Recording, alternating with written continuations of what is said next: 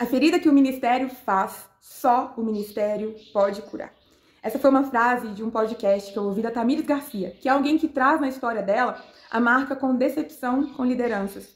Em um outro vídeo, eu vou colocar o link aqui embaixo nos comentários, eu gravei sobre a decepção com o líder religioso, alguém que eu tinha muito estima, muito carinho, que eu via como um pai, mas decepcionou não somente a mim, decepcionou uma igreja. Quando um líder cai, ele não cai sozinho, ele cai levando uma família em Cristo junto com ele e a família pessoal dele também.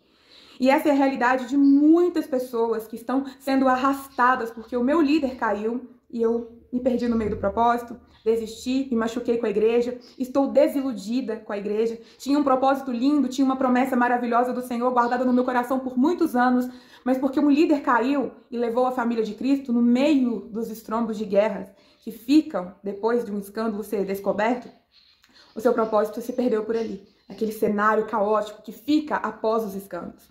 No outro vídeo eu gravei falando sobre, abrindo meu coração, falando sobre uma decepção com o líder, como que aconteceu e como que Jesus usou todo esse fato para me santificar como igreja, como que Jesus, depois de um tempo de muita dor, de muito desânimo de frequentar as igrejas, de muitas vezes duvidar dos líderes, de não mais acreditar em liderança, de ficar duvidando de todo mundo que eu ouvia pregando, como que Jesus foi fiel em me submeter a um processo de dor para me poder santificar.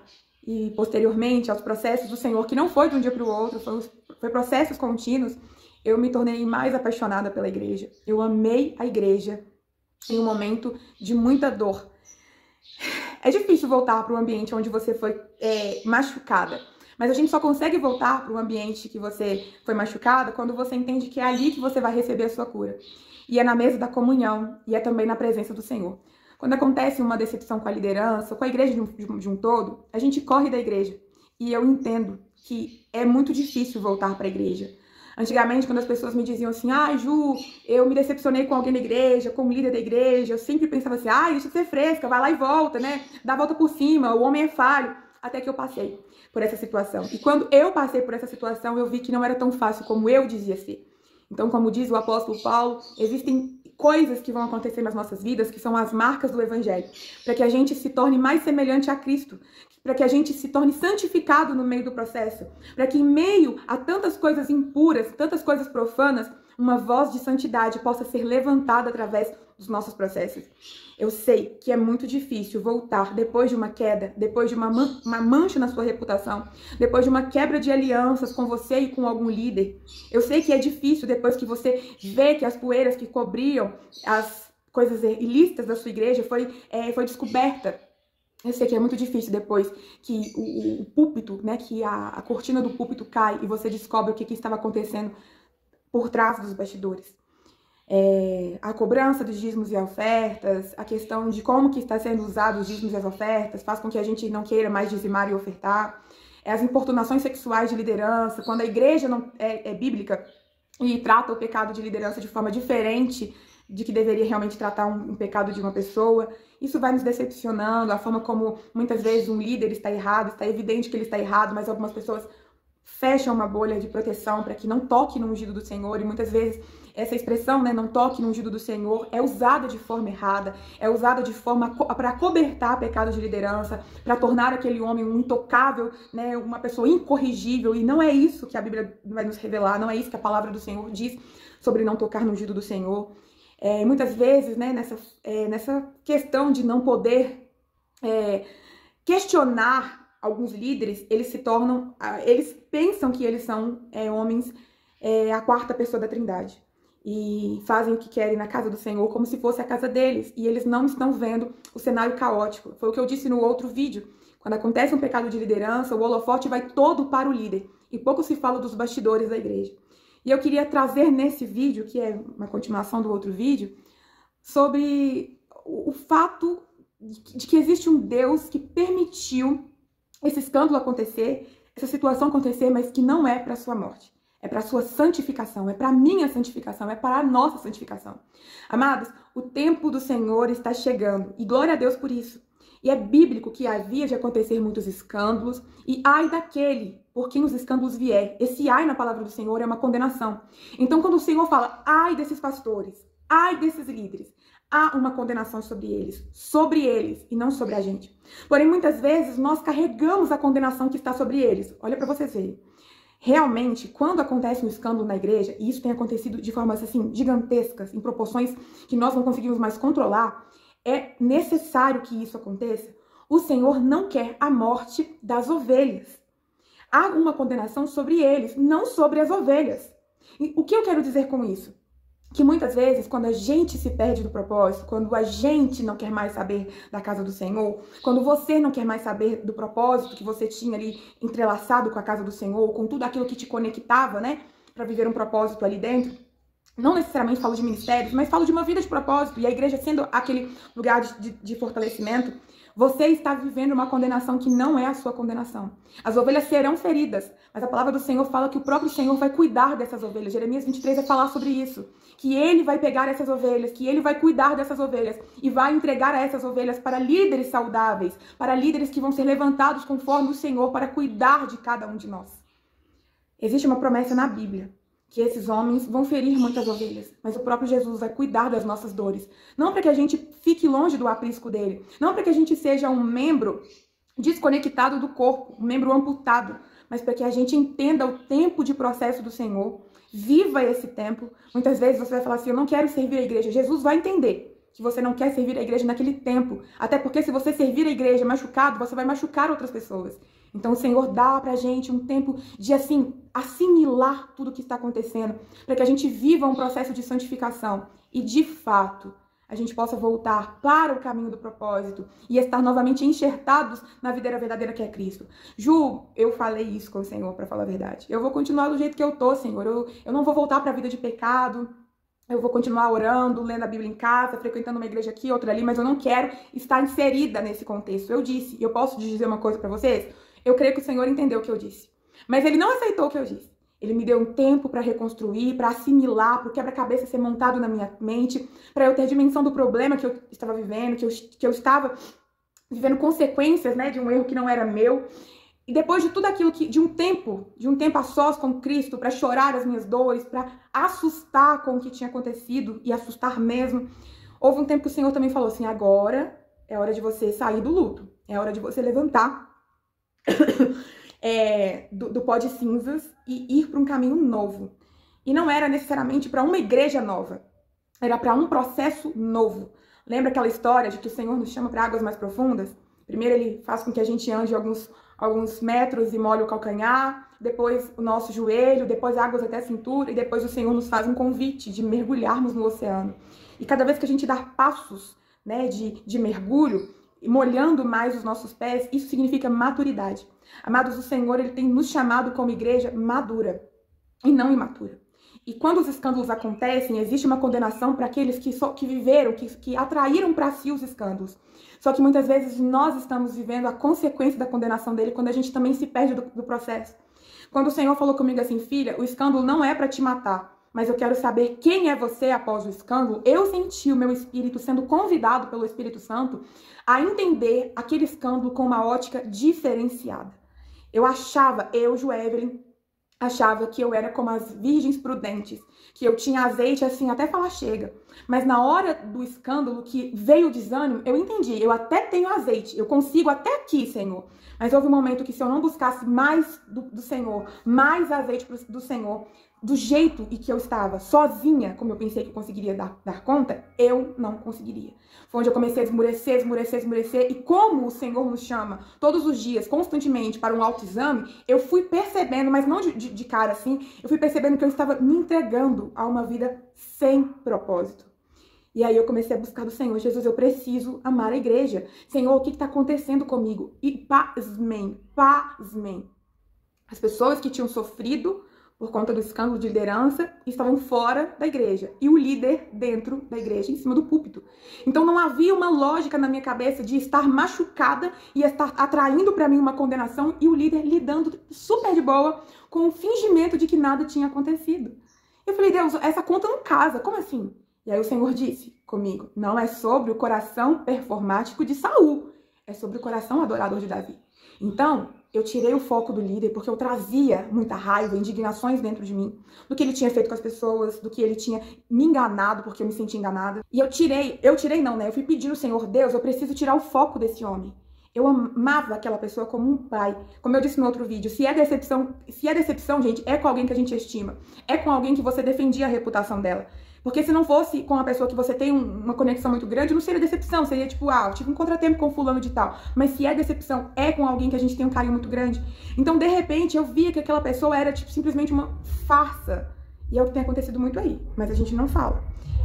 E eu via aquela situação, eu ficava muito mais rebelde, muito mais irada do que bem posicionada. Foi quando o Senhor me deu esse chamado. Quem é você depois do escândalo? Eu quero saber quem é você. Quem é ele depois do escândalo? Eu já sei, Saul, performance. Mas quem é você depois do escândalo? E aí eu entendi que aquele processo não era sobre o líder, era sobre mim. Eu, Joevelyn, queria ir pra internet expor ele, queria colocar o nome dele no jornal, queria fazer postagens na internet. Eu queria. Não vou mentir pra vocês. Mas o Senhor disse pra mim assim, esse processo é sobre você. Mas eu dizia, Deus, Ele está no púlpito, Ele está fazendo as coisas, Ele vai enganar outras pessoas. E o Senhor dizia, eu quero que você seja boca profética minha em outra posição. Que é a posição onde eu vou te dar voz para sua voz ser ouvida. Porque se eu fosse debater com aquele líder, se eu fosse brigar, gente, eu estaria promovendo uma racha na igreja. E eu não seria ouvida por quem realmente precisa ser ouvido. Então eu falei assim, peraí, então eu preciso viver esse processo de uma forma diferente. Eu preciso florescer em terra seca, eu preciso florescer em meio à decepção. Eu preciso recuperar o propósito, não desistir dele. E foi onde o Senhor começou a me submeter a processos para ser restaurada ministerialmente. Como eu disse no outro vídeo, eu tinha uma promessa desde criança, e não somente essa promessa, o Senhor nos dá diversas promessas, profissional, sentimental, familiar, mas existia uma promessa desde criança na área ministerial, e envolvia e muito a igreja. E aí quando eu sofri o baque da decepção, né, da queda que a gente destrói, quando eu fiquei muito sentida, né, pela separação dos irmãos, os irmãos também ficando sem igreja, cada um indo para um lado, tantas pessoas boas, competentes, tantos pastores de Deus mesmo, tendo o nome deles envolvidos no escândalo, não tendo culpa do que tinha acontecido, a gente fica muito triste, não somente por nós, mas também pelos outros, né? Você tem apego aos irmãos e de repente você não vê mais aqueles irmãos. Gente, a sensação de não ter uma igreja para ir no culto seguinte é horrível. A sensação de estar desigrejado é horrível. Então, assim, eu fui vivendo aquelas situações que eu nunca tinha imaginado viver. Eu só via na internet, eu só via virando meme. Ah, a pastora descobre traição de pastor e vira deboche na internet. Até que acontece comigo. Eu não soube como lidar. E eu não soube como ter inteligência emocional suficiente para lidar também com as dores dos meus irmãos. E aí eu caí. E aí eu pensei que seria forte e não fui tão forte. Quando o Senhor começou a falar comigo, como eu disse, primeiro houve um momento que eu falei muito. Não quero mais servir a igreja, Senhor, não acredito mais em liderança, eu quero entrar muda e sair muda na igreja, porque eu queria continuar frequentando os cultos. Mas eu não queria criar vínculos, eu não queria conhecer ninguém, não queria que ninguém me conhecesse, não queria trocar telefone com ninguém, não queria nada, porque a gente apega os irmãos, sabe? E eu tinha medo daquilo acontecer de novo. Eu falei, eu vou criar vínculos na igreja, daqui a pouco acontece outro escândalo, lá vai e eu saindo de novo. Eu tinha vergonha de contar para as pessoas conhecidas que o meu pastor estava envolvido num escândalo. Eu tive vergonha do escândalo ir pra internet. Eu tive vergonha de contar pra minha família, pra minha mãe, pro meu pai, pro meu irmão o que tinha acontecido. Eu fui contar pra minha família, tipo, uns 4 meses depois, o que tinha acontecido. De tanta vergonha, porque você tem vergonha da sua liderança, você tem vergonha ministerialmente de ser associada àquela igreja. Eu era líder de ministério. Você é líder de ministério? Sou. De qual igreja? Então, da igreja do escândalo. Você tem vergonha, porque nós não temos culpa, mas infelizmente a gente carrega essa mancha. E muitas vezes faz com que a gente até perca, né, o nosso discurso de credibilidade. Então eu tinha vergonha, eu tive muita vergonha. E o Senhor entendeu todo esse primeiro momento dessa dor, dessa decepção, desse luto por ver a igreja que eu amava em um ambiente, parecia que tinha passado um caminhão de guerra ali. Sabe, as pessoas tristes, pessoas saindo, a igreja se esvaziando, tipo, de um dia para o outro. Então o Senhor entendeu esse primeiro momento. Ele me entendeu, mas Ele não aceitou que aquela fosse a minha sentença. Foi onde que depois do primeiro momento, o Senhor começou a me submeter a alguns processos de amar a noiva de novo. E amar a noiva agora com uma marca de decepção. Quem é você? É a pergunta que eu te faço. Quem é você depois da sua decepção? Quem é você depois do escândalo que a sua igreja viveu ou está vivendo? Quem é você? Ah, eu sou um membro amputado. Ah, eu sou alguém com muitos projetos arquivados. Eu sou alguém que rasgou os meus projetos. Não quero mais saber desses projetos. Ou você é alguém que entendeu o processo do Senhor e está sendo santificada, para que quando você voltar para o tempo proposital do Senhor, a cumprir algo, uma missão, você vai estar mais forte, vai estar mais madura. Ou você é alguém que o escândalo aconteceu hoje, está fingindo que nada está acontecendo e continuou servindo, e está servindo machucado. Quem é você depois do escândalo? Essa avaliação, esse autoexame, vai nos dizer muito sobre o que Jesus quer nos ensinar. Amados, hoje eu olho para a igreja com uma marca de decepção, com um susto, porque eu não tinha dimensão do que o lugar que eu estava inserida, que eu amava ofertar, que eu amava dizimar, que eu amava servir, que eu amava ir, que eu amava cantar, que eu amava tudo naquele lugar, eu não tinha dimensão da sujeira que era aquele lugar. Então, às vezes a gente pensa assim, mas Deus vai falar. Mas, às vezes, o Senhor vai permitir com que a gente passe algumas situações, para que a gente se apegue mais a Ele. Eu não tinha idolatria no líder, eu tinha um carinho, uma estima muito grande por ele. Isso eu tinha. Então, para mim, ele era um homem de Deus. Só que Deus sabia o que ele fazia nos bastidores da igreja. Eu não sabia. E aí, quando aconteceu o escândalo, que eu desmoronei, que eu me decepcionei, o Senhor falou, filha, não é para sua morte. Não existe lógica de eu permitir que o tapete da poeira seja arrancado para fora e não pense nas outras ovelhas. Eu quero que as ovelhas sejam salvas. Eu quero encaminhar as ovelhas para um aprisco seguro. Eu quero derramar nova autoridade sobre a vida das ovelhas. E eu era uma dessas ovelhas que o Senhor queria fazer isso. Só que eu estava caminhando para um caminho de condenação. E o Senhor disse, eu quero que você caminhe para um caminho de avivamento, de amadurecimento. Amados, como eu disse, Deus está levantando uma igreja madura. A igreja que Jesus vai voltar, ela tem marcas, mas ela é madura. E muitas vezes nós não somos submetidos aos processos do Senhor porque a gente acha que acabou. Como diz a palavra de Deus, tudo coopera para o bem daqueles que amam a Cristo e que são chamados segundo o propósito de Deus. Se você foi chamado para um propósito específico do Senhor, tudo coopera para o seu bem, até um escândalo, até uma decepção com liderança. A Bíblia está aí para nos dizer isso. E os escândalos, eles vêm desde muito tempo. Acontecia na época de Samuel, com Ofni e com Finéias. O Senhor dizia para Eli, Eli e seus filhos estão prostituindo o templo, estão roubando as ofertas. E o Eli omisso. E quantas mulheres omissas aos pastores? A falta de Abigail na nossa geração, de mulheres que vão amar Jesus mais do que os seus maridos. Quantas mães omissas, pais omissos em relação, ou seja, fazendo o que Eli fez com os filhos dele, Ofni e Finéias. A própria igreja hoje se torna o próprio Eli, quando a gente acoberta os pecados da nossa liderança. As cartas de Paulo falavam o tempo todo que havia prostituição na igreja. Teve uma história que Paulo exortou um enteado com a madrasta, teve relações. Ou seja, esses escândalos sempre vão acontecer. Esses escândalos, amados, é desde o tempo antes de Jesus vir. Desde o tabernáculo de Moisés havia um casal de prostitutos naquele lugar e o Senhor derramou a sua ira sobre eles. Mas nunca, em momento algum, a gente vê o Senhor odiando, repudiando a igreja. Pelo contrário, a promessa é para que a igreja se santifique mais. E nós só vamos ter dimensão do quanto nós precisamos ser santificados quando a gente lida direto com o profano. Porque uma coisa é eu ver uma notícia na internet de uma igreja que está profanando o santo, né, o santuário. É uma coisa, eu vi a notícia ali, achei um absurdo, comentei, passei, esqueci. Eu não tenho dimensão de que o que está acontecendo perto de mim também é profano. Para que eu possa ser santificado no meio da sujeira toda. Então, às vezes, o Senhor permite com que a gente viva ali no meio da sujeira para você despertar. Gente, eu vou dar um exemplo para vocês. Depois do escândalo, eu não sou mais a mesma. De forma madura, eu quero dizer. Hoje, eu me recuso a dizimar e ofertar em um Pix que é do pastor. Isso é estelionatário. Se eu faço isso, eu estou contribuindo para um crime.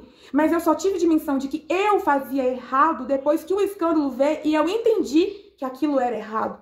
Amados, eu, Joelly, não vou mais negligenciar o casamento dos pastores. Eu não quero saber como que é, eu não quero fofocar da vida dos pastores. Mas eu, Joelly, fiz errado quando eu vi que os pastores não tinham um relacionamento saudável e passei pano para aquela situação. E depois o escândalo veio, mas estava tão óbvio que esse escândalo ia acontecer. Hoje, eu não quero... A primeira coisa que eu entro dentro de uma igreja, eu quero saber os frutos que o casamento daquele pastor dá. Porque se ele ama a igreja, tanto como ele diz, ele tem vínculos com a esposa, ele ama a esposa também, porque é uma aliança que é inquebrável. Não tem como ser duas alianças. Eu amo a minha esposa, mas não amo a minha igreja, sendo um pastor. Ou eu amo demais a igreja e tô nem aí pra minha esposa. É uma aliança só. Amar Cristo, amar a igreja como o Senhor ama a igreja. Amar a esposa como o Senhor ama aquela esposa. Então, a primeira coisa, porque eu errei, eu só tive dimensão de que eu estava contribuindo para os tijolinhos do profano quando eu fui me ver dentro da situação. A gente não é mais o mesmo, de forma madura, de forma santificada. Hoje a gente se posiciona de forma diferente. Hoje o que antes passava batido não passa mais, porque o Senhor tem nos levantado como uma igreja madura, não como pessoas que morrem no meio do caminho. E a igreja de Cristo, ela é o amor da vida de Jesus. Como eu disse, não existe na palavra, em momento algum, o Senhor repudiando a igreja, dizendo que desistiu de buscá-la, que desistiu de santificá-la, que desistiu de ordenar, de colocar enfeites maravilhosos nela. Não existe na palavra do Senhor. Mas o Senhor está dizendo que não é todo mundo que é igreja. Nós somos igreja. Ah, mas então isso é um motivo para que eu possa ficar em casa assistindo... Não, gente. Culto na internet, não. O Senhor quer que sejamos igreja ativa. Ativa. Se você vai fazer você tá grávida, vai fazer uma ultrassom do neném, ver lá o neném pela televisão. Não é bonitinho ver o neném pela televisão? Não é maravilhoso ver o neném pela televisão? Pelo ultrassom? Mas você não quer pegar ele no colo? Você não quer ver ele ali nos seus braços, não quer sentir ele diferente? Então é a mesma coisa que acontece com o culto. Uma coisa é quando você vê o bebê do ultrassom. É lindo, é maravilhoso, mas tem uma expectativa melhor para poder pegar aquela criança no colo. É o que acontece na igreja, na mesa da comunhão. Amados, a mesa da comunhão cura. Mas eu não estou falando de qualquer mesa. Eu não estou falando de qualquer comunhão. Eu estou falando das mesas que o Senhor Jesus está. Das mesas de cura. Existem lugares, mesas, igrejas que o Senhor estava, mas não está mais. Mesas que o Senhor levantou e nós continuamos sentados. Tem mesas que parece que é de Jesus, mas só parece e não é. Mas tem lugares que nós precisamos chegar e que são as mesas que o banquete foi o Senhor que preparou. Mas que banquete é esse, Ju? Banquete de líderes saudáveis, banquete de pessoas que vão te abraçar, banquete de igreja que não vai te condenar, banquete de lugar que você talvez vai chegar ali e vai ver que não tem lugar para você voltar a servir o ministério. E também não é sobre voltar a servir o ministério a mais.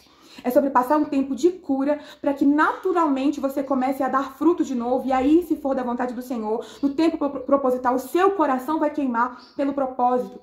Eu não sou mais a mesma depois do escândalo.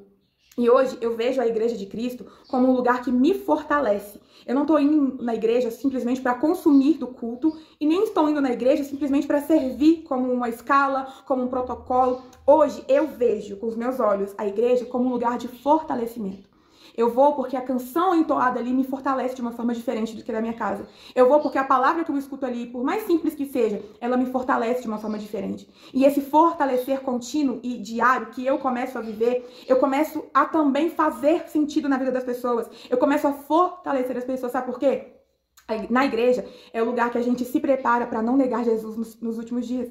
É o lugar onde nós somos fortalecidos para não negarmos Jesus caso aconteça uma invasão no nosso país. E a gente tem uma arma na cabeça da gente, nega o Senhor, e você possa dizer, como naquele filme Cristo Rei, aquela criancinha dizendo Cristo vive, Cristo Rei, e não negar Cristo. Como muitos missionários estão sendo convidados a negar Jesus e não estão negando. Nós estamos, amados, vivendo um evangelho no Brasil, infelizmente, eu vou ser bem radical, mas um evangelho muito afrouxado. Porque aí fora, os nossos irmãos estão morrendo por uma causa muito maior do que a nossa. E eu estou dizendo isso porque eu sou alguém que foi ferida com a liderança. Não estou dizendo isso sem conhecimento da causa. Mas eu estou falando também que nós precisamos ter um contato direto com o evangelho. Muitas vezes a gente cai no meio desse processo de decepção com a liderança porque a gente está enxergando a igreja de forma errada. A gente está enxergando a igreja como um lugar de só frequentar, um lugar seguro. E aí acaba que a igreja um dia não se torna um lugar seguro e você decepciona e não quer mais frequentar a igreja. Porque nós estamos tendo uma visão, às vezes, imatura sobre o que de fato é a igreja. Mas quando o Senhor nos apresenta essa visão de maturidade em relação à igreja, você começa a entender o seu papel, a sua função ali dentro, porque você também vai entender o propósito, o papel e a função da igreja, que é fortalecer os cristãos, para que os cristãos fortaleçam uns aos outros, para que fortaleça os soldados feridos, para que fortaleça aqueles que ainda vão se tornar cristãos, para evangelizar os que não são cristãos. Não, a gente não está indo ali, amado, somente para assistir culto, para fazer um ministério de dança fluir, um ministério de teatro acontecer, ou para cantar um louvor, ou para ministrar uma palavra que eu estudei em casa. Nós estamos ali para sermos fortalecidos e fortalecer os irmãos, para que a gente não negue Jesus nas pequenas, médias e grandes coisas do dia a dia. E aí sim, nós seremos alguém que vai usar os nossos dons, os nossos talentos, as nossas aptidões, para que a igreja se mantenha de pé, para que a igreja se torne cada vez mais madura, para que a igreja fortaleça uns aos outros através dos meus dízimos e as ofertas. Quando a gente entende isso, você não entra em qualquer igreja mais. Você não aceita qualquer líder mais. Ah, Ju, então quer dizer que a gente vai ser assim mais rebelde? Não. Nós vamos ser seletivos. Você vai começar a buscar em oração igrejas que você vai entender qual é o propósito de Cristo para a igreja. Você vai orar biblicamente. Senhor, eu quero uma igreja assim, assim, assado. Eu quero uma igreja com um líder que não vai ser perfeito, que não vai ser um pai ilustre, que vai ter os erros dele como homem, mas um homem que queima por Jesus, um homem que tem um coração como Davi, adorador, e não como um coração de Saul performático. Deus, eu não quero uma igreja que grita como se fosse assim, um milho pulando na panela de pipoca. Eu quero uma igreja, Senhor, que vai ser ardente por ti, que vai queimar o coração dela pelo Senhor continuamente. Eu quero uma igreja, Senhor, que eu vou ver os meus dízimos e ofertas dando frutos, sendo para a igreja, ou para obras missionárias, ou para ministérios, porque você compreende, amados, que a igreja madura que nós somos, ela vai ser mais seletiva depois de um processo de queda. E eu continuo te fazendo essa pergunta: quem é você depois do escândalo da sua igreja? É você alguém que regrediu? Que caiu? Talvez você não voltou para o pecado, mas em vez de se tornar mais forte, mais resiliente, você está carregando para si uma condenação que é do líder. O ai deles está sobre os líderes e não sobre aqueles que não fizeram o pecado acontecer. Ah, mas todos nós somos pecadores, inclusive nos meus processos de ser tratada pelo Senhor a amar mais a igreja, eu fui muito confrontada nos meus pecados, nos meus egoísmos, eu fui muito tratada nas questões de que eu queria fazer as coisas e poucas vezes dava oportunidade para outros fazer, não porque eu achava os outros inferiores, mas porque eu sempre achava que eu tinha que fazer tudo, que eu tinha que dar conta de tudo, e Deus queria me forjar como liderança, e líder não é aquele que faz tudo, é aquele que reconhece nas outras pessoas um grande potencial. Eu fui sendo trabalhada muitas vezes as minhas negligências, os meus silêncios, as minhas omissões. Eu fui sendo tratada muitas críticas. Eu criticava meus pensamentos, se fosse eu fazia melhor. Eu fui sendo tratada muitos erros meus, até mesmo pecados. Quando esse escândalo específico na minha vida aconteceu e eu vi que havia um líder na igreja e um na casa e um no particular, eu fui muito tratada a minha dupla personalidade, quem eu sou em casa, quem eu sou na igreja. E ali o Senhor me fez voltar para minha casa, para o testemunho que eu dava em casa. Então eu sei que todo mundo é pecador, mas quando a gente se submete a ser santificado por Cristo, o Senhor vai nos submetendo a tantos processos que todos os erros que a gente vê no nosso líder ou no nosso ex-líder, você começa a questionar: peraí, o que Deus está querendo me ensinar com a queda dele? Porque às vezes quando um líder cai, a gente quer chutar cachorro morto. Eu vou falar um negócio aqui, nem sei se vai ser, meu Deus do céu, não me interprete real. Mas quando um morto vai para o necrotério, ele não se torna, o corpo dele não se torna matéria para aluno.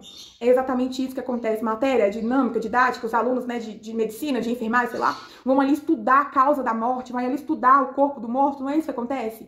Ninguém fica chutando o morto no necrotério, não. Fica, era um pecador, era isso, um bêbado. Todo mundo, morreu de cirrose, então vamos entender o que aconteceu a cirrose. É isso que acontece quando um líder cai. Em vez de a gente ficar chutando ele, peraí, o que Deus quer mostrar pra mim? E foi isso que Deus fez comigo. Não porque eu sou boa demais, mas porque eu fiz a oração: Senhor, me ensina como que o Senhor quer que eu seja a partir dessa decepção. E aí o Senhor falou assim: eu não quero que você fique chutando aquele ali, porque aquele ali é comigo. Ah, mas ele tá no púlpito. É comigo, o Senhor dizia. Mas eu quero que você olhe as causas dele. Sabe por quê, amados? Todo líder que ele cai, ele não cai de um dia pro outro. Ele tem várias quedas nos bastidores que ninguém vê, mas o Senhor tentou alertar ele. E aí ele comete um pecado um dia e aí nada aconteceu. Ele vai lá e sobe no altar morrendo de medo. Meu Deus, meu Deus, meu Deus, meu Deus, meu Deus, vai dar ruim. Aí deu certo. Aí no outro dia ele comete o pecado de novo. Aí ele sobe no altar. Não, agora Deus não vai deixar. Agora eu vou ser descoberto. Aí dá certo de novo. E aí ele acostuma a ter a vida dupla. Vai lá no altar, faz uma performance, volta em casa e faz um escarcéu. Faz isso, faz aquilo. Começa a vida dupla, lá e cá. Por quê? Nos primeiros erros, ele teve medo. Mas ele viu que a performance dele era boa, ele continuou fazendo. E muitas vezes isso acontece com a gente. A gente tem uma vida dupla, né? No altar a gente canta, ora, dança e parará pororô, mas em casa a gente é assim, terrível com as pessoas que moram com a gente, terrível no serviço. Só que você brigou em casa e pegou o microfone pra cantar e deu tudo bom, a gente perde a sensibilidade de ser corrigido de forma imediata.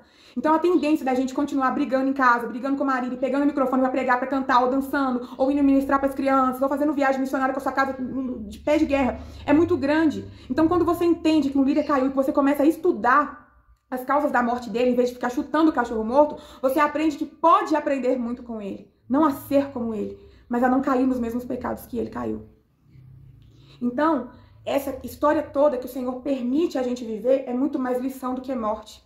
É literalmente para que nós possamos ser estudantes de medicina dentro de um necrotério. Eu não estou aqui para julgar o bêbado que morreu. Eu estou aqui para entender o que a cirrose fez na vida dele e não permitir que a cirrose faça isso na minha vida também. Eu estou aqui para entender a causa da diabetes, não para deixar com que o açúcar me faça também uma diabetes. Vocês entendem a diferença que o Senhor tem para nos dar quando a gente vive esse processo de decepção com o Senhor e não sem o Senhor? E tudo isso eu quero dizer para vocês com muita maturidade, só foi possível por conta do autoexame. Toda Santa Ceia, a gente é convidado a fazer um autoexame. E o crente só faz autoexame na Santa Ceia, um domingo por mês. Só que o Senhor, ele vai nos afunilando no decorrer dos tempos. E aí, quando eu fiz esse autoexame dentro de mim, eu percebi que eu estava fraca, que eu não tinha azeite para a próxima temporada da minha vida, que se eu não buscasse ajuda no Senhor, eu poderia cair em alguns pecados. Talvez eu não voltaria a beber, não voltaria para os bailes funk como eu ia antigamente, mas eu voltaria para alguns pecados de extinção, aqueles que se você não matar eles todos os dias, eles voltam. Eu continuei orando, eu continuei fazendo devocional, mas chegou um momento que o meu devocional não era o suficiente para me manter fé. Eu tinha conhecimento da Bíblia, li o devocional, Jeremias 23, entendi, fechei a Bíblia, mas aquilo não produzia em mim fé. E aí eu falei, Deus, tá errado, eu tô fazendo devocional, eu tô lendo, mas não tá produzindo fé, eu não tô tendo estímulo para conquistar as coisas que eu queria conquistar. A minha vida se tornou, tipo assim, um ciclo sem fim, sabe? Eu vivi um dia após o outro e as coisas não aconteciam. Ah, por que você tá fora da igreja? Não, porque alguma coisa dentro de mim estava desconectada. Ah, então Deus está te punindo porque você saiu do ministério? Não!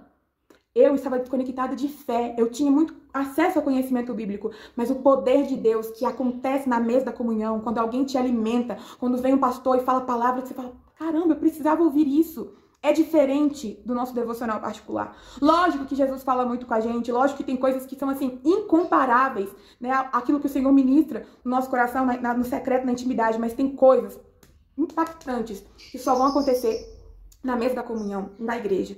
E aí eu comecei a orar, pedindo ao Senhor, Deus, me ajuda. Eu comecei a ter entendimento de que eu estava vivendo uma queda de fé. Eu continuava cristã, mas o meu corpo já não batia como antigamente pelo Senhor Jesus. A minha autoexpectativa por Cristo não era como antes, porque eu não tinha azeite suficiente para a próxima temporada da minha vida. E aí eu fiz a oração, Senhor, eu preciso entender como que o Senhor quer que eu viva esse processo. Eu preciso amar a igreja, porque eu sempre amei a igreja, gente. Eu fui alguém, contei no outro vídeo, que eu servi todos os ministérios da igreja. Eu servi o diaconato, evangelismo, o ministério das crianças, teatro, jovens, adolescentes, eu fui o ministério da chave, eu fui a mídia, eu fui a pessoa que serve até o ministério de casados, quando precisa, né? A fotógrafa, a que serve pizza no ministério de casados. Eu amava a igreja. De repente eu não queria mais frequentar a igreja. E naquele momento eu falei, poxa Deus, a promessa que o Senhor me fez, então quer ver que era só isso, né? Assim, era só isso mesmo. A promessa de que eu teria um ministério X, que faria isso, assim, sabe? Era só isso que aconteceu, né? Eu que criei uma grande expectativa de que seria tal coisa, tal coisa, tal coisa. Era só isso. Então, Senhor, obrigada pelo tempo da igreja, afins agora, próxima temporada. Senhor, não é isso. O que eu tenho pra você ainda não aconteceu, tá? No processo, e fazia parte dos meus planos, essa marca de decepção pra você ser cada vez mais fortalecida. Cada vez mais amadurecida. E aí foi onde eu voltei pro meu secreto e eu comecei a orar para que Jesus pudesse me ensinar como eu deveria passar por aquela situação e amar de novo a igreja com mais maturidade, a não ser omissa, a não ser alguém, como é que fala? Tipo assim, quando você não dá importância para as coisas que realmente tinham importância, como eu fiz, eu passei muitos panos, eu vi algumas coisas, não eram erradas, mas algumas coisas que davam uma certa dúvida, mas eu confiava tanto naquele líder que eu falava, ele não é capaz de fazer isso, e foi.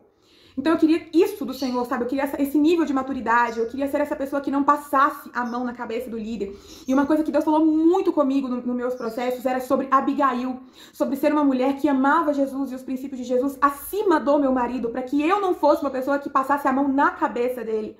Pra ser alguém que não vou subir um altar e xingar meu marido na frente de todo mundo, como muitas fazem.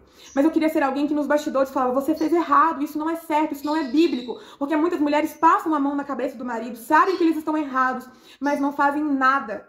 E eu não queria ser essa pessoa. E eu sentia tão bem que o Senhor estava me preparando naquele processo para que eu pudesse ser como Abigail, uma mulher sábia. O marido dela era um brutamonte, era um arrogante, era um incrédulo, era um homem de muitas quebras de princípio, mas ela não deixou se corromper. E eu não queria ser essa mulher. Eu falava com o Senhor, eu quero amar o Senhor acima do meu esposo. Eu quero amar o Senhor acima, independente de qual cargo ele vai ter, se ele não vai ter cargo, mas como ser humano, que eu não permita com que ele seja um homem, um Absalão da vida. Eu esqueci o nome do esposo da Abigail, mas enfim, aquele esposo dela lá.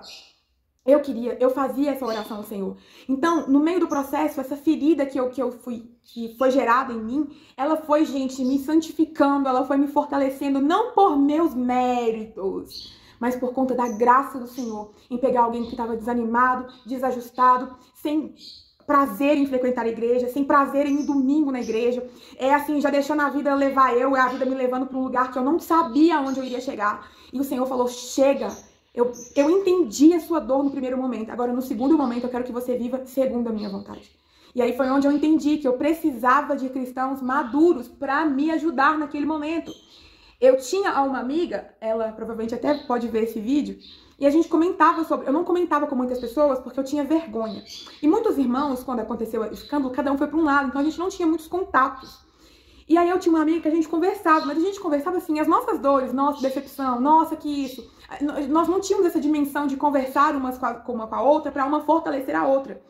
Então eu comecei a buscar no Senhor essa maturidade em alguém que pudesse me ajudar. Em alguém que eu pudesse confiar naquele momento, ou em alguma coisa que eu pudesse ser ministrada, não a dor, mas a cura. E aí, muitas coisas dentro do âmbito da igreja, mas eu não falo igreja 4 paredes, eu não falo uma placa específica de igreja, eu falo que a mesa da comunhão, o que me trouxe amor de volta pela igreja, o que me trouxe vontade de frequentar de novo a igreja, o que me deu bom ânimo de arrumar um domingo e ir para a igreja, o que me deu satisfação de no dia de semana chegar em casa cansada e voltar a frequentar o culto. E eu não estou falando de servir no ministério, porque isso é uma coisa depois do seu processo de amar a igreja de novo, depois que você ganha confiança na sua liderança, que você consegue orar pelo ministério. Naquele primeiro momento eu orava para que eu pudesse voltar ao caminho do propósito, para que eu não fosse um membro amputado, para que eu não acostumasse a ver um culto como um ultrassom de bebê, que a gente só vê ele na tela. Eu orava por isso. E aí o Senhor começou a me submeter a alguns processos, sem placa de igreja, mas algumas com placa de igrejas também, para que eu pudesse experimentar a cura que somente o ministério faz. E essa frase da Tamires ficava no meu coração assim, a ferida que o ministério faz, só o ministério cura, o ministério cura. E não era sobre o ministério que eu estava, que me feriu, né? Era sobre o ministério, assim, sem placa de igrejas. Gente, o que eu fui experimentando da parte do Senhor, e eu tenho certeza que Jesus ele tem para fazer na sua vida muito mais do que ele fez na minha vida. Ele me fez florescer de novo. Ele me fez ter prazer em frequentar os cultos de novo. Até quando eu não tinha igreja para poder ir. Porque a ordem do Senhor na minha vida foi, filha, então aguarda o meu direcionamento. Não que eu queria, na força da expressão, na força dos dias passando, a gente vai ficando sem igreja, né? Até porque eu tinha um projeto para poder fazer parte. E eu precisava de uma carta de pastor, e eu não tinha pastor. Deus, que credibilidade que eu passo? Eu sou cristã, eu oro, eu leio a Bíblia, eu tenho, né, o ministério de pregar, de fazer isso, de fazer teatro, mas eu não tenho pastor, então ninguém vai me dar credibilidade. Então, humanamente, eu queria forçar alguns processos na minha vida para que eu pudesse ter um pastor só para assinar uma carta para eu poder continuar vivendo o meu ministério fora da igreja. Porque a gente pensa assim, não preciso do ministério para pregar, eu não preciso do ministério para isso. E de fato, você tem seu dom, seu talento, aonde você for, ele vai. Mas existem certas credibilidades que só a carta pastoral vai nos dar. Querendo a gente ou não, mas essa é a verdade. Tem coisas que você vai ter credibilidade só quando você fala assim, de que igreja que você é? Eu sou da igreja tal. Aí você tem a porta aberta pra você. Que igreja que você é então? Eu sou cristã, sou crente, mas eu não tenho igreja. A porta não abre, querendo a gente ou não. Então, nesse primeiro momento, eu falei com o Senhor, Deus, eu preciso de uma igreja, Senhor, não, você precisa de um tempo. Eu voltei a frequentar os cultos, mesmo sem ter igreja, eu ir numa igreja aqui, numa igreja ali, mas buscando do Senhor um direcionamento, sabe? Eu sabia que eu não podia ficar sem congregar, eu tinha que estar em comunhão. Só que eu não tinha uma igreja. E aí eu comecei a experimentar da mesa que o Senhor está em outras igrejas. Gente, eu fui alguém que, desde muito nova, eu sempre fui em muitas igrejas. Eu sempre gostei de frequentar igrejas, eu sempre gostei de conhecer gente nova, principalmente depois que eu me converti, e a gente conhece muitas pessoas nas viagens missionárias, nas obras que a gente vai fazendo por aí. A gente sempre recebe um convite, vira uma igreja, vai ter evento entre a igreja, então eu sempre fui muito dessa, de frequentar muitas igrejas, de sentar em muitas mesas de comunhão. E quando a minha decepção com a liderança acabou, eu não queria mais sentar em mesa nenhuma. E aí foi onde o Senhor começou a falar comigo, filha, lembra-te de onde você caiu e volte ao primeiro amor. Mas eu caí na decepção de liderança. Onde que eu volto no primeiro amor? Aí atinei que desde a infância, o que me fazia ter amor pela igreja era essa minha loucura de ter um coração missionário que vai nas igrejas, que conhece fulano aqui, o Beltrano ali. Volte ao primeiro amor, filha, volte ao primeiro amor, volte a frequentar os cultos, volte a ver a igreja com os meus olhos, volte a ver as diversas formas de agir em várias igrejas, presbiteriana, batista, pentecostal, neopentecostal, volta. Gente, eu fui em todas as igrejas. Ju, você foi na do Beto, fui na do B, não vou falar, né? Mas vocês entenderam. Fui em todas as igrejas. Fui nas igrejas de bairro, fui nas igrejas grandes, fui nas igrejas pequenas. Eu frequentei todas. E todas as igrejas que eu entrava, eu dizia, Jesus, eu quero amar e respeitar essa igreja. Jesus, eu quero amar e respeitar essa liderança. Porque eu estava em busca da minha cura. Gente, eu não sei explicar com palavras bonitinhas, mas pensa em uma pessoa que começou a buscar fome e sede por Jesus e ele começou a me dar fome e sede pela presença dele. Aonde quer que ele me enviava, lá eu estava. E eu sabia que aquela igreja que eu estava frequentando, teoricamente, não era a igreja casa, não é a igreja, eu falo igreja casa, é a igreja que a gente descansa, né, o coração, e serve. Eu sabia que não era, mas o Senhor falou assim, você só vai ter o primeiro amor quando você respeitar as igrejas de novo. E eu sabia que das igrejas que eu estava entrando, tinha escândalo, tinha líderes meio assim torto. Eu sabia que todas as igrejas que eu estava entrando tinha os mesmos problemas que a minha igreja tinha. Eu não estava buscando uma igreja perfeita, mas eu estava buscando o que Jesus amava naquela igreja. Eu queria ver aquela igreja com os olhos de Cristo. Eu queria ver aquelas lideranças com os olhos de Cristo. Eu queria me apaixonar de novo pelo ministério infantil, por mais que eu não iria servir novamente o ministério infantil, porque no meio dessa confusão toda com o escândalo da igreja e quando eu me posicionei, o Senhor falou comigo, filha, a partir de agora eu mudo as suas plataformas. O ministério infantil, ele não é algo mais que eu serviria. E o Senhor foi mudando as plataformas, o Senhor foi me dando outros projetos, o Senhor foi me levando para mais perto do propósito que ele tinha me falado há muitos anos atrás. E o ministério infantil foi 8 anos da minha vida como um lugar de passagem, mas que eu servi com todo o meu amor. E foi na mudança, na transição desse escândalo que Jesus virou a chavinha e falou assim, agora o ministério infantil é base, foi a raiz, gente. Aonde está a minha raiz de servir o Senhor? No ministério infantil. Aonde eu aprendi tudo? No ministério infantil. Mas no escândalo, a chavinha virou. O ministério infantil virou a raiz do alicerce, a base, a história mais linda do mundo da minha vida, para que eu pudesse ter uma vida de propósito com o Senhor. Foram 8 anos servindo o ministério infantil, 8 anos construindo raízes para baixo. E ali, na transição do escândalo, que o Senhor falou assim, agora eu te dou autoridade para você ir para o meu lugar de propósito. Mas, Senhor, eu acabei de desistir do propósito, eu tô sem igreja, Senhor, você não tá vendo o que tá acontecendo? Agora eu te dou autoridade para você viver o seu propósito. Por causa do escândalo, gente. Porque se o escândalo não tivesse acontecido, eu estaria até hoje no lugar de passagem, que durou 8 anos. Mas não era o meu lugar casa. Por causa do escândalo, o Senhor soprou a minha vida, a minha história, o meu testemunho para o cumprimento do meu propósito. E aí eu te falo 2 coisas. Quem é você depois do escândalo da sua igreja? E eu te convido a viver que tudo coopera para o bem daqueles que amam a Cristo. Se você ama Cristo, você ama a igreja. Então tudo coopera para o bem daqueles que amam a noiva de Cristo. Até os escândalos, até as decepções, até as quedas. Isso se a gente se posicionar para viver esse processo de uma forma diferente. E aí, eu fui experimentar da mesa da comunhão. Eu fui experimentar de algumas situações que eu nunca tinha imaginado que eu viveria, e o Senhor foi me submetendo a elas. O Senhor usou a palavra dele. O meu devocional aumentou de nível. Depois que eu fiz a oração pedindo ao Senhor para chacoalhar a minha estrutura, para me posicionar diante daquilo que eu estava vivendo. O meu devocional foi muito mais maduro. A palavra que o Senhor falava comigo na intimidade era sobre esse amor, era sobre santidade, era sobre reverência, era sobre aquilo que ia me preparar para o que eu precisava viver. Eu fui sendo conectada com pessoas que eram crentes maduros e eu vendo o comportamento deles, eu falava assim, então existe ainda líderes que eu posso confiar a minha história, a minha vida neles. Eu fui me conectando com os irmãos da igreja, né, que a gente tinha sofrido toda aquela drástica guerra que nos separou. A gente começou a se conectar, alguns propósitos que a gente tinha, por exemplo, tinha uma irmã lá nessa igreja, uma bênção de irmã, e ela sempre me convidava para poder ir num abrigo que ela trabalhava, um abrigo de crianças.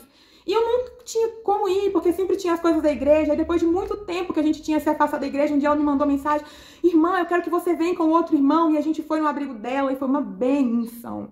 Eu fui me conectando de novo com os irmãos da igreja. Tinha irmão que ia pregar, gente, hoje eu vou estar em tal lugar. E aí a gente ia pra assistir a pregação do irmão. Nós fomos aprendendo a ser família com aqueles irmãos que tinham vivido aquela situação fora do ambiente daquela parede. Então eu fui entendendo que o propósito não tinha se perdido, ele apenas tinha mudado de lugar, até a questão de continuar sendo família com aqueles irmãos. Teve um casal de amigos que também eram pastores da igreja, que sofreram muito as perseguições do líder, que se rebelou contra eles.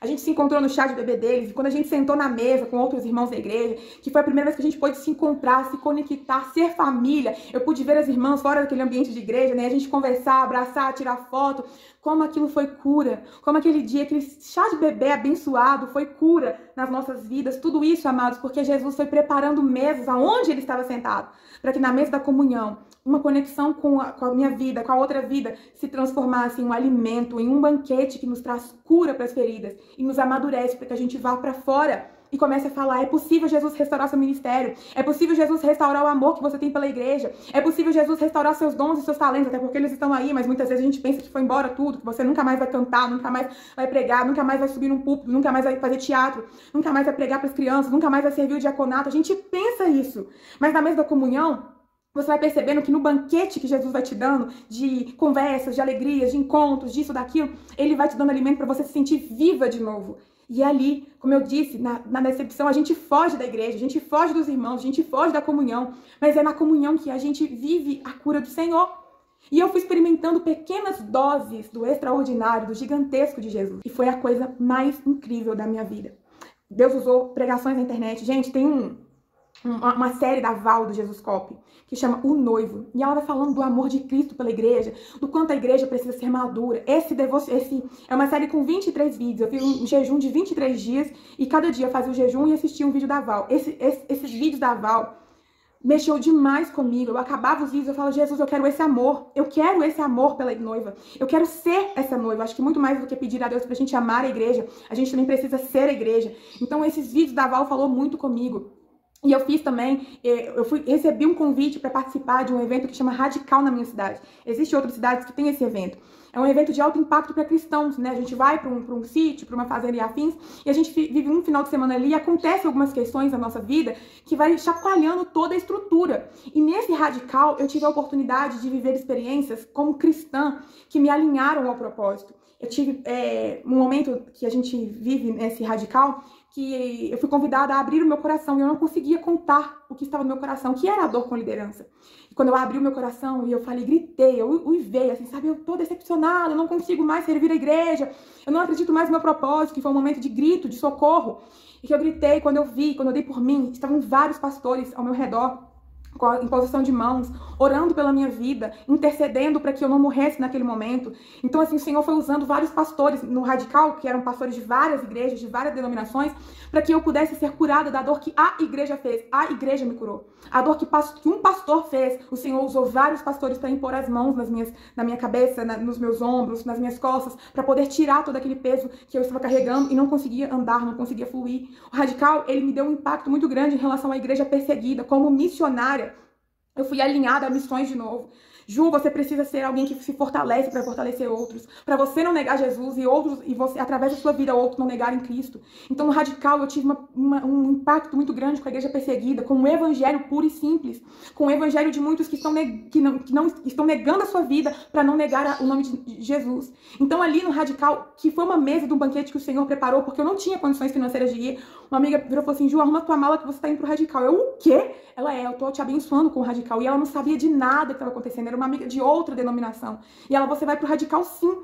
E ali no Radical eu fui tratada, trabalhada, os pastores colocaram em posição e o Senhor falou comigo assim: filha, você tá caída porque um pastor te decepcionou, mas olha a quantidade de pastores que eu estou fazendo colocar a mão em você, para impor as mãos em você, para que você não morra, para que você não acarrete para si uma condenação que não é justo você carregar. E ali, amados, eu fui experimentando doses extraordinárias da mesa da comunhão, de vários líderes. Eu não estou falando de cultos que eu frequentei, eu estou falando de envios que o Senhor trouxe para minha alma, para que eu pudesse ser fortalecida. E então, comecei a frequentar os cultos, comecei a ir nas igrejas, comecei a ter amor, comecei a sentir, porque eu não conseguia mais sentir louvor, não conseguia sentar para assistir uma palavra sem criticar. Eu comecei a ter prazer de novo na igreja de Cristo, mesmo não sendo a minha igreja casa, mesmo não sendo a minha igreja, que eu falo a denominação pela qual o Senhor estava me enviando. Eu fui ali entendendo, amadas, que o Senhor queria que eu fosse muito mais do que alguém que frequentasse um culto, mas alguém que amava e queimava pela noiva de Cristo. E somente a mesa da comunhão, a ferida que o ministério fez, o ministério curou. Mas eu quero dizer também nesse vídeo que no mesmo tempo que eu estava passando por todo esse processo de amar a igreja de novo, eu também tive que lidar com muitas críticas das pessoas que continuaram na igreja. As pessoas, eu vou até levantar essa pauta aqui, porque eu acho ela tanto quanto necessária, porque as pessoas não aceitam que, muitas vezes, as pessoas da igreja que você era, às vezes ela não aceita que você saiu da igreja, que você não ficou naquele cenário de guerra, que você não aceitou a situação que era aquela igreja, e elas começam a te criticar. Nós tivemos que lidar com críticas quando nós encontrávamos com os irmãos da igreja, né, como foi no chá de bebê, as pessoas criticando a gente, você passando por um processo que só você sabe, de dor, de perda de propósito, de perda de identidade, Você tá quase abandonando a sua promessa e ninguém não vê, ninguém sabe disso. E aí quando as pessoas começam a ver os frutos, os primeiros frutos das curas que o Senhor está nos submetendo, ainda temos que aguentar as críticas.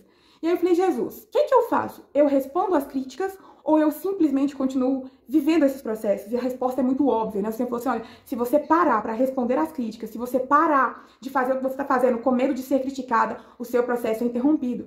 E aí eu falei, então eu vou florescer em meio às críticas. As pessoas não gostavam de nos ver reunindo, as pessoas diziam que a gente estava se reunindo para um complô contra aquele líder, quando na verdade não precisava de ninguém levantar um complô contra o líder. Ele mesmo foi o seu próprio complô, ele mesmo cavou sua cova. Eu não parei para observar as críticas, as indiretas e as pessoas deixando de seguir a gente no Instagram, porque você é legal só quando você faz o que as pessoas gostam. Mas ninguém vê as suas quedas. Mas aí quando você começa a se levantar, a se reerguer, a recomeçar seu amor pela igreja, a recomeçar seu ministério, as pessoas querem ver você morta. As pessoas não aceitam ver que você teve coragem de sair daquele lugar, dar a sua vida para amar Cristo de uma forma que, em meio à dor, elas querem que você continue no mesmo lugar que elas estão. E se você sai, elas vão te criticar. Elas vão te excluir das redes sociais. Elas vão ficar postando direto pra você.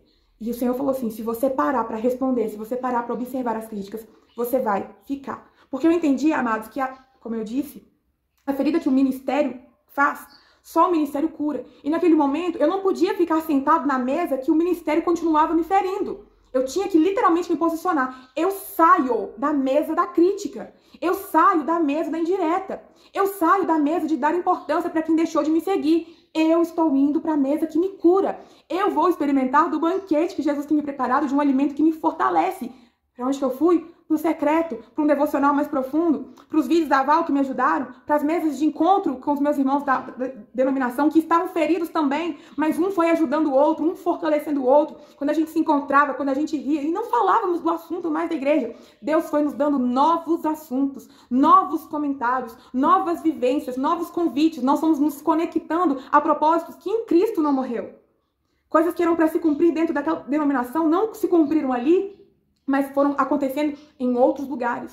A mesa da comunhão foi me curando, foi me salvando. E na proporção que eu me levantava, os meus irmãos também eram levantados por Cristo, um ia ajudando o outro, porque ferro afia ferro.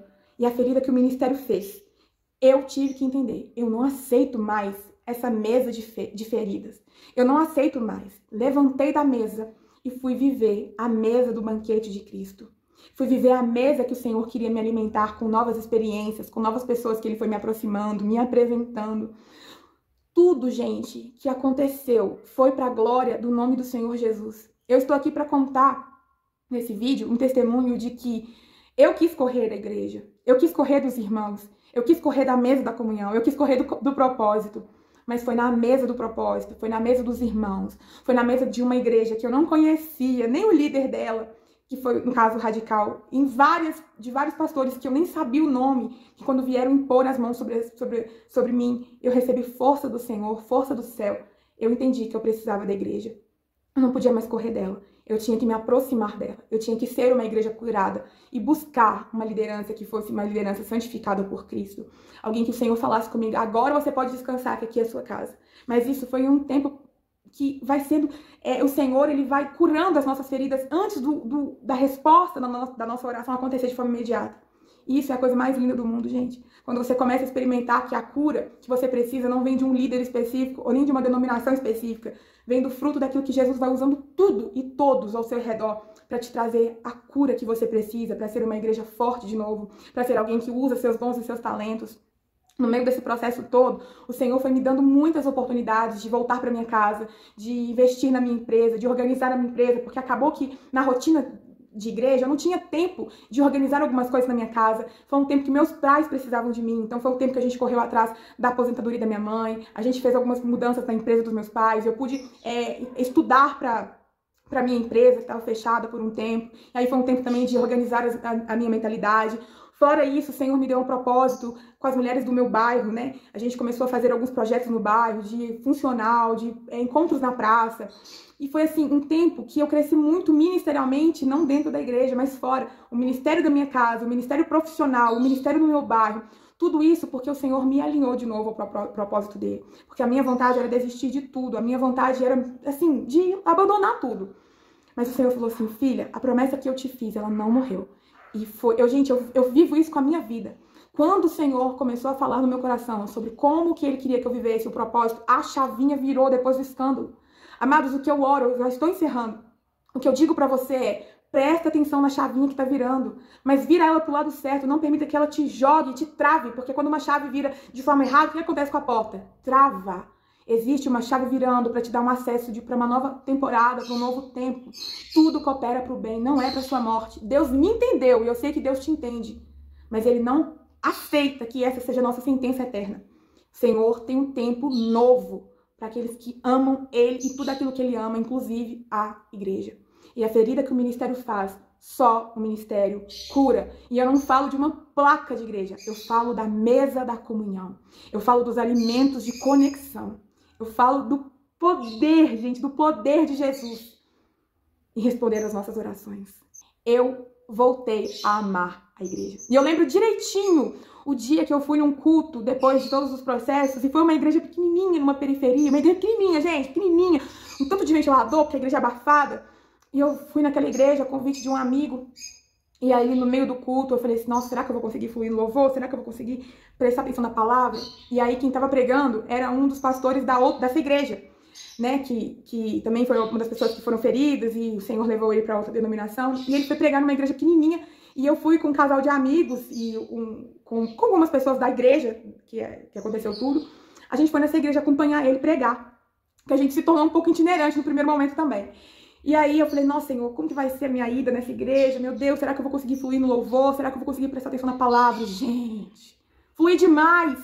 Falei, Senhor, obrigado por essa igreja existir. Nunca sabia da existência daquela igreja, nunca tinha ido naquela igreja. E aquela igreja, gente, Jesus fez de novo. Jesus batizou, Jesus fez com que há muito tempo eu não tinha falado em línguas, eu falasse de novo. Tudo isso porque Ele faz nas nossas vidas. Ele é o Deus que cura as feridas do ministério, mas nós precisamos ser curados na presença do Senhor, e Ele está presente na mesa da comunhão. Ele está presente nas igrejas.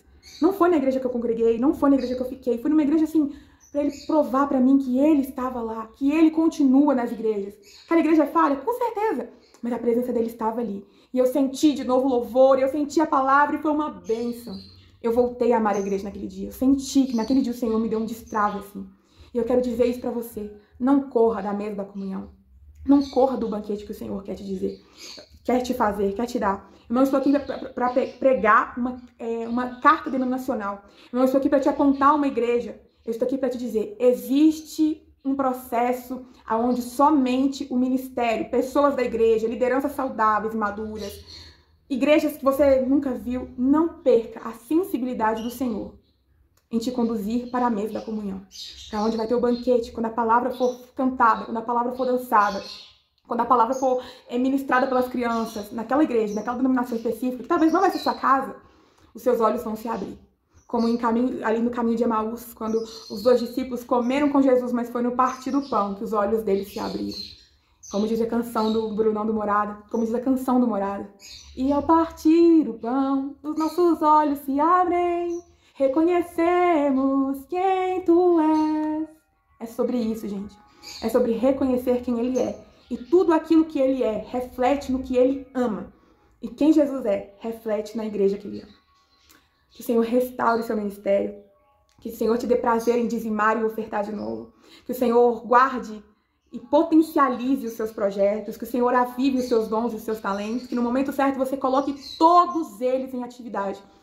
Com um agravante. Muito mais madura e muito mais concentrada e centrada no propósito que é a igreja, em você, pra você e através de você.